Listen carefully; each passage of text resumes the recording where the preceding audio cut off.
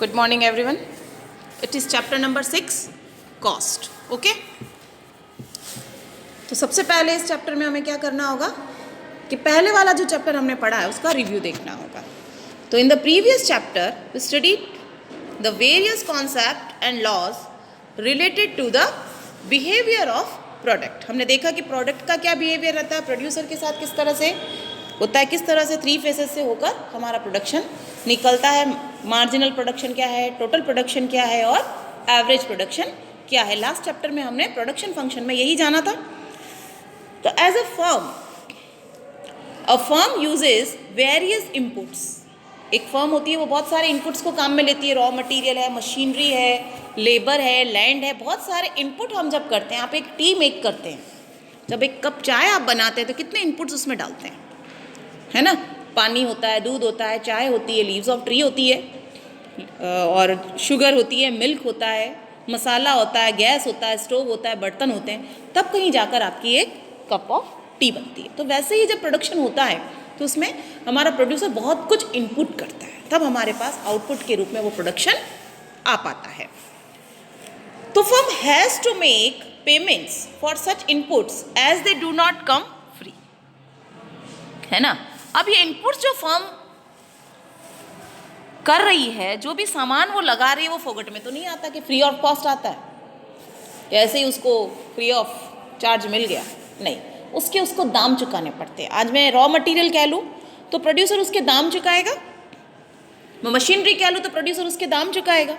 तो हर चीज़ के एक रिटर्न होते हैं, उसके बदले उसे कुछ देना पड़ता है, तब वो उसके पास पहुंचता है. तो प्रोड्यूसर की भी कोई भी प्रोडक्ट जो है वो फ्री में नहीं पड़ता, उसकी भी उसको क्या चुकानी पड़ती है, कॉस्ट चुकानी पड़ती है. तो हमें आज उसी कॉस्ट के बारे में पढ़ना है कि किस तरीके से ये कॉस्ट कैलकुलेट होती है और क्या होती है ये. ठीक है. तो the expenditure incurred on these inputs is known as the cost of production. उस प्रोडक्शन की कॉस्ट का जो इनपुट पर वो लगा रहा है वही क्या कहलाता है, हमारा कॉस्ट कहलाता है. तो यहाँ पर सीधा सा 1 नंबर का क्वेश्चन आपके बनता है, what do you mean by cost. तो cost is the total expenditure. Cost is the total expenditure incurred in producing a commodity. In economics, cost is the sum total of explicit cost and implicit cost. मतलब 2 cost का एक combination है हमारा total cost. 2 चीज़ें मिलती है, एक्सप्लिट cost और इनएक्सप्लिट cost. ठीक है ना. तो 2 ये कॉस्ट मिलकर हमारी टोटल कॉस्ट को बनाती है. तो हमें सबसे पहले जानना होगा कि ये दोनों तरह की कॉस्ट होती क्या है, इसमें क्या डिफरेंस है. आपका दूसरा क्वेश्चन बनता है यहाँ पर, what do you mean by cost. और एक बनती है अब आपकी एक्सप्लिसिट कॉस्ट और दूसरी बनती है आपकी इम्प्लिसिट कॉस्ट. तो सबसे पहले हम देखेंगे एक्सप्लिसिट कॉस्ट क्या होती है. तो explicit cost is the actual money. देखिए वर्ड्स पे जाइएगा, एक्चुअल मनी मतलब वास्तविक मनी, है ना. तो it is the actual money expenditure on inputs or payment made to outsider for hiring their factor services. मैं फिर से बोल रही हूँ, it is the actual money expenditure on inputs or payment made to outsiders for hiring their factor services. इसे हम example के तौर पर बहुत आराम से समझ सकते हैं. तो for example, wages paid to employees, क्योंकि जब भी हम प्रोडक्शन करेंगे तो उसमें लेबर तो काम आएगी, और लेबर जब काम आएगी तो उन्हें क्या देना पड़ेगा, वेजेस देना पड़ेगा. तो wages paid to employees. Okay.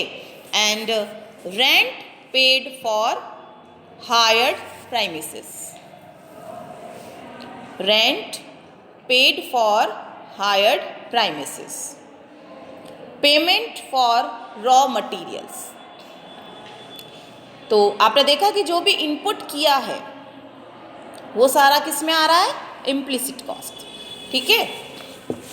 और अब हम बात करेंगे इम्प्लिसिट कॉस्ट की। ये एक्सप्लिसिट कॉस्ट थी, अब हम बात करेंगे इम्प्लिसिट। ये एक तो आई है और एक है ई, तो हमने ई की बात करी, अब हम आई की बात करेंगे।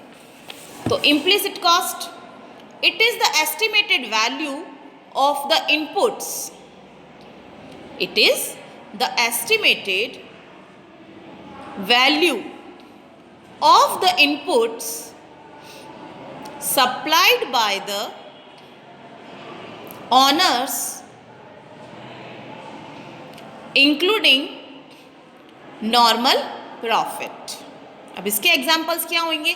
देखिए, वो तो डायरेक्ट रिलेटेड थी, जो एक्सप्लिसिट कॉस्ट थी वो तो डायरेक्ट प्रोडक्शन से रिलेटेड थी, जिसे हम ये कह सकते हैं, आप लोग कॉमर्स के बंदे हो तो आपको अच्छे से पता है, जो ट्रेडिंग अकाउंट से रिलेटेड है, लेबर है, रॉ मटेरियल है, ये सारा लगाया हमने, तो वो हमारा एक्सप्लिसिट कॉस्ट थी जो डायरेक्ट रिलेटेड थी प्रोडक्शन से। लेकिन कुछ इनडायरेक्ट कॉस्ट भी होती हैं, जैसे interest on own capital. P&L की ऐड हो गई है ना, समझ में आ रही है चीज़, किस तरह से एक्सप्लिट होती है और किस तरह से इम्प्लिट होती है, लेकिन है तो उस प्रोडक्शन का हिस्सा ही, क्योंकि हमने कैपिटल इम्पोस्ट की है, लगाई है, तो इंटरेस्ट ऑन कैपिटल तो मुझे देना ही पड़ेगा, तो उसका कॉस्ट का हिस्सा बनेगा, है ना। तो interest on capital, rent of on land, salary for the services of entrepreneur etcetera.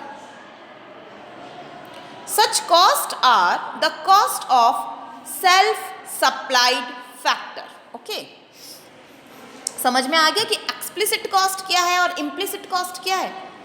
जो हमारा एक्सप्लिसिट कॉस्ट था वो डायरेक्ट प्रोडक्शन से रिलेटेड था और ये रिलेवेंट था, जो डायरेक्ट रिलेटेड नहीं है लेकिन कॉस्ट का हिस्सा है। तब इन दोनों को जब हम पढ़ते हैं तो हमारे सामने कॉस्ट की डेफिनेशन आ जाती है। तो अब हम एक परफेक्ट डेफिनेशन दे सकते हैं कॉस्ट की, दे सकते हैं। तो लिखिए, what do you mean by cost. Now, cost in economics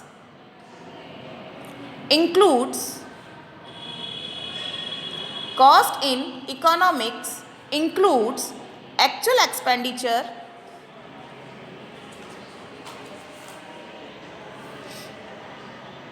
on inputs।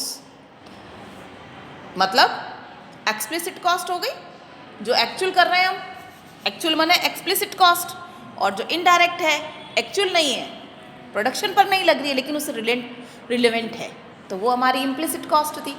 तो इनपुट्स ब्रैकेट में कर लो एक्सप्लिसिट कॉस्ट, तो क्या तुम्हें ध्यान रहेगा। एंड द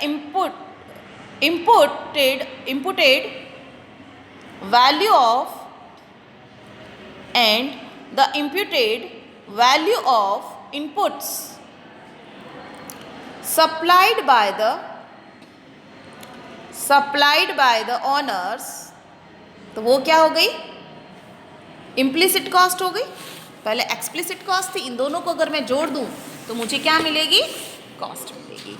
और ये नॉर्मल लैंग्वेज में बोले तो जो कॉस्ट है वो क्या है, सम ऑफ एक्सप्लिसिट और इम्प्लिसिट का सम है, ठीक है। तो अब इन दोनों में डिफरेंस आप आराम से कर सकते हैं कि इम्प्लिसिट में और एक्सप्लिसिट में क्या डिफरेंस है। एक तो मीनिंग हो गया आपका, जो दोनों के लिखवाए जा चुके हैं, दूसरा आपका एग्जाम्पल्स हो गया, और एक तीसरा बनता है मनी पेमेंट। इस पे जो मनी पेमेंट है वो बहुत महत्वपूर्ण चीज़ है, बहुत इंपॉर्टेंट चीज़ है, उसके बारे में मैं आपको बता दूं। जो आपकी एक्सप्लिसिट कॉस्ट है उसके अगर हम मनी पेमेंट की बात करें तो it involves actual money payment on buying and hiring inputs. जो एक्सप्लिसिट कॉस्ट होती है वो डायरेक्ट हायर करते हैं अपन, डायरेक्ट खरीदते हैं, तो यहाँ पर वो क्या कह रहा है, इट इन्वॉल्व्स एक्चुअल मनी, वास्तव में मनी जाती है।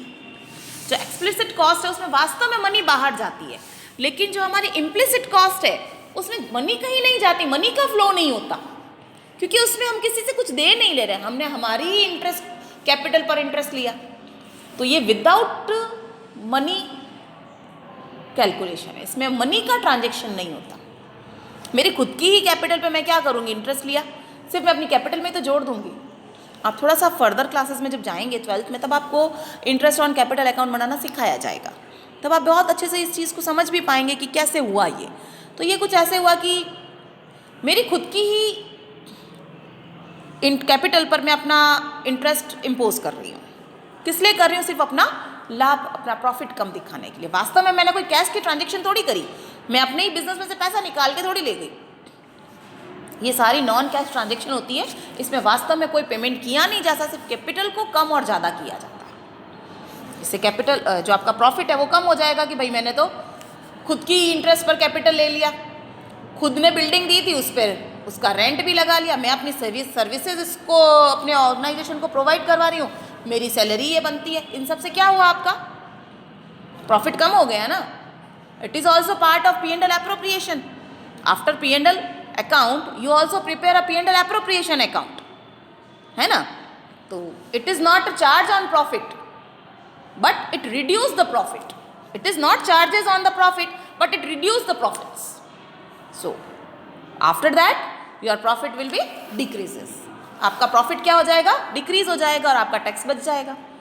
तो ये वास्तव में मनी की ट्रांजेक्शन्स नहीं होती। जो आपकी इम्प्लिसिट कॉस्ट है उसमें वास्तव में मनी का फ्लो नहीं होता, लेकिन एक्सप्लिसिट में होता है, क्योंकि रॉ मटेरियल खरीदने के लिए आपको पैसा लगाना पड़ेगा, देना पड़ेगा, है ना। लेकिन इंटरेस्ट ऑन कैपिटल, कोई मनी की ट्रांजेक्शन इसमें नहीं होती। अभी क्लियर है तुम्हारा कि कैसे हुआ? चलिए नेक्स्ट है आपका कॉस्ट फंक्शन। तभी कॉस्ट फंक्शन क्या है? तो the relation between cost and output, the relation between cost and output is known as cost function. The relation between cost and output is known as cost function. Then cost function refers to the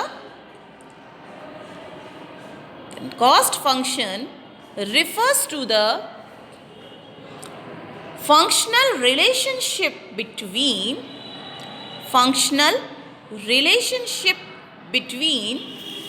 cost and output. तो cost function किस में relation बताता है? आपकी लागत और आपका जो आउटपुट है उसके अंदर रिलेशन को बताता है। ठीक है, तो क्या है कॉस्ट फंक्शन? कॉस्ट और आउटपुट का रिलेशनशिप है। तो it is expressed as a C is equals to F, bracket में कर लीजिए Q फॉर क्वांटिटी, दोनों का रिलेशन बता रहा है। तो C for cost and F माने सम पूरा टोटल, और ब्रैकेट में कर लीजिए Q फॉर क्वांटिटी।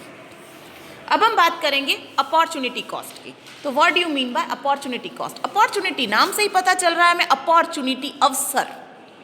देखिए एक टाइम में आप एक ही जगह हो सकते हो, एक टाइम में आप एक ही जगह हो सकते हो। समझ लीजिए कि आपके दो फ्रेंड है, दोनों फ्रेंड की शादी, लेकिन आप एक ही जगह हो सकते हो ना, दोनों जगह तो नहीं हो सकते।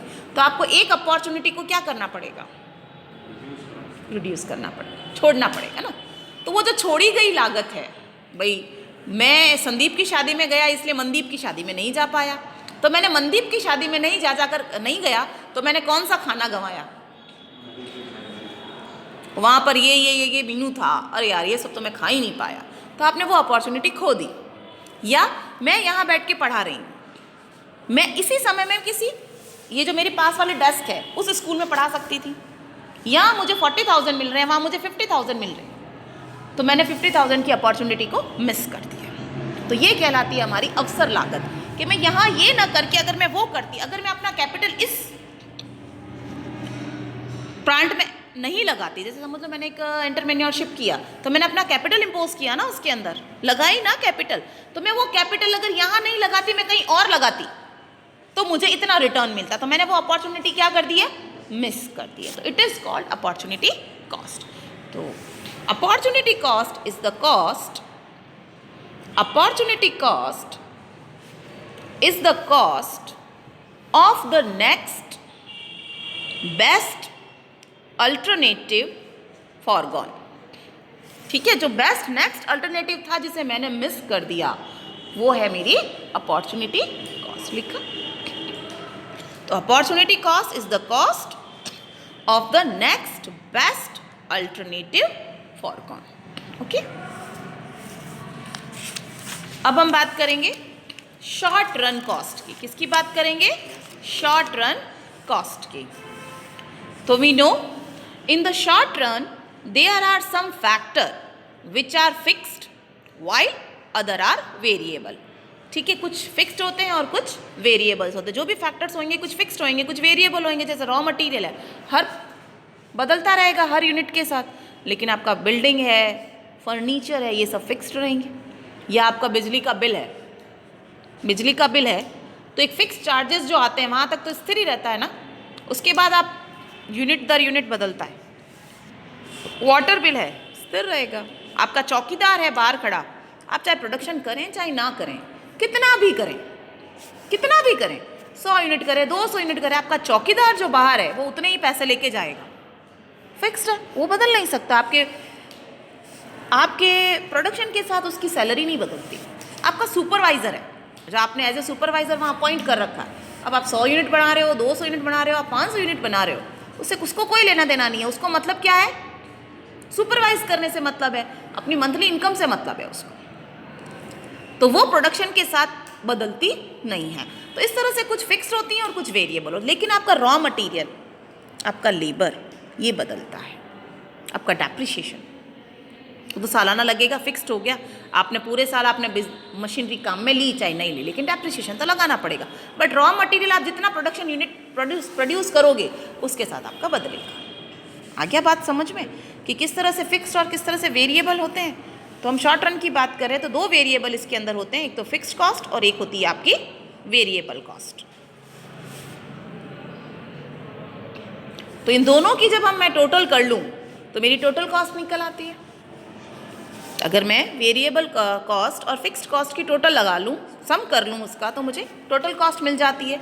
तो total cost is equals to fixed cost plus variable cost.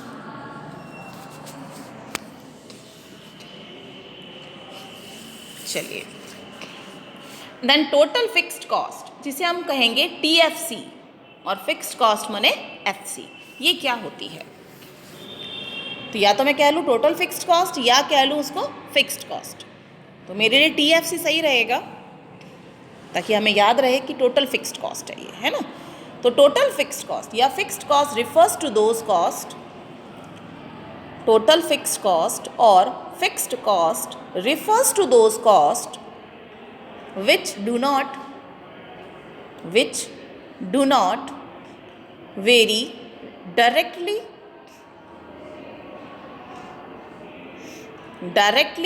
with the level of output. Vary directly with the level of output. For example, rent of premises नहीं बदलेगा। रेंट तो महीने भर का लगेगा सो लगेगा, है ना। आप चाहे उसमें प्रोडक्शन कर रहे हो चाहे नहीं कर रहे हो, आपका लैंडलॉर्ड को उससे कोई लेना देना नहीं। आप उसमें रह रहे हो नहीं रह रहे हो, आपने अगर लिया है तो आपको रेंट देना पड़ेगा। या इंटरेस्ट ऑन लोन, ये फिक्स्ड है आपके, नहीं बदलेगा, है ना। Salary of permanent staff, salary of permanent staff, insurance premium,